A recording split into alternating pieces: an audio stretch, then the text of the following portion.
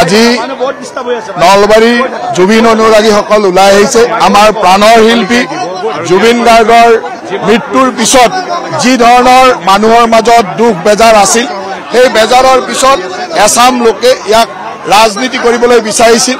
সেই চাম লোকৰ প্ৰত্যুত্তৰ দিবৰ কাৰণে আজি প্ৰকৃত জুবিন অনুৰাগীসকল নলবাৰীৰ মাজমজিয়ালৈ ওলাই আহিছে। লক্ষাধিক মানুহ আজি ইয়াত আহি উপস্থিত হৈছে আৰু এই উপস্থিতিয়ে নিশ্চয়কৈ আমাৰ মনত বিশ্বাস দিছে যে ন্যায়ালয়ে প্ৰকৃত ন্যায় দিব।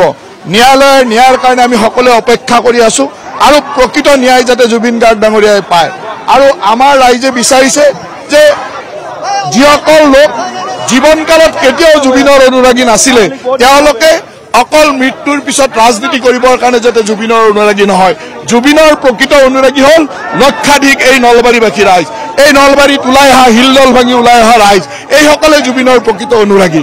আৰু এই অনুৰাগীয়ে বিচাৰিছে যে ন্যায়ালয়ে প্ৰকৃত ন্যায় নিশ্চয়কৈ দিব।